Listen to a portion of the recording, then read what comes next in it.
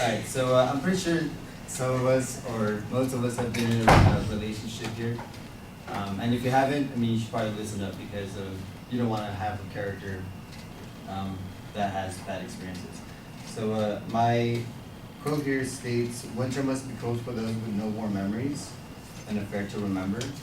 So like the way I analyze this quote is kind of like,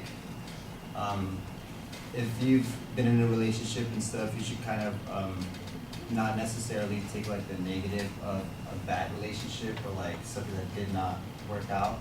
Kind of let the good times go on the way and kind of reminisce on, you know, the good aspect of it and not just necessarily the bad or why it didn't work out or things like that.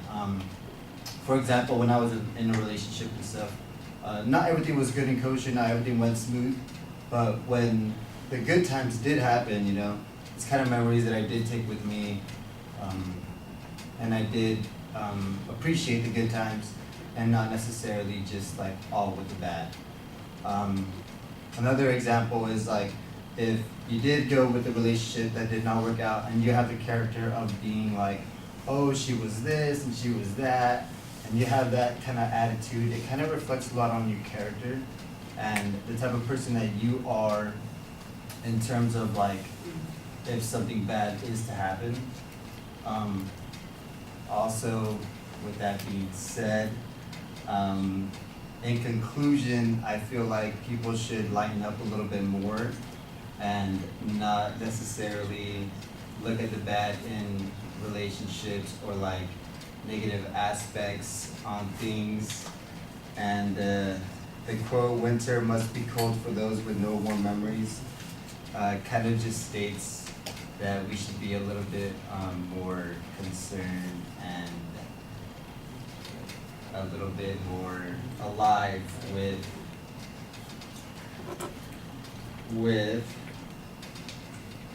past relationships. Thank you.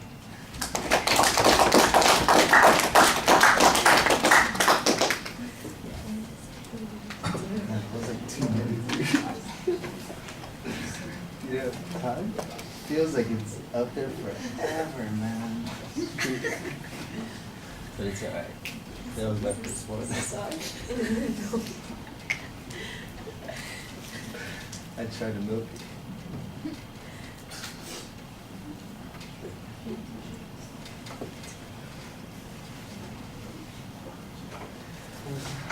I'm ready for you, Mr. Kirkman.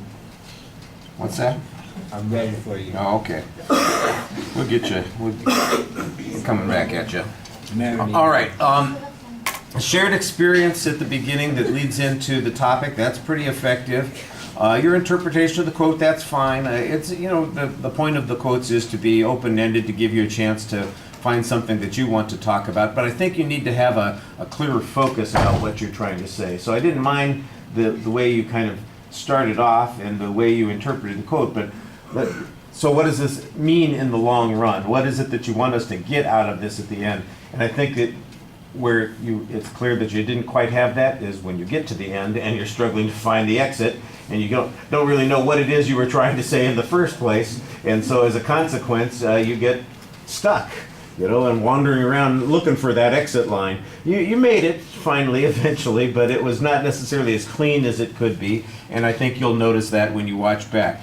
The content, like you were talking about that relationship, you know, having warm memories of relationship, and you kind of made a reference to a personal relationship, but you don't tell us any story, you don't give us any illustration. If you were talking about how great some past relationship was, you'd be telling us about, you know, what a great time you had when you went to Magic Mountain with this person, or how much, you know, how terrific it was when you first met and you would go dancing and really enjoy those kinds of things, and how you missed that sort of thing, and that was one of the things that defined your relationship. And you know, that's the warm memory that keeps me going and makes me think that relationships are worth having, you know, and people who don't have those kinds of things, that's where they're suffering. So you need you went the right direction to start with, to try to personalize it, but you don't do it enough. You don't give us any story to go with it, and as a consequence you just move on to the next thing. There's not really an organizational structure. Once you get past that first point, you just kind of start wandering around trying to find things to say,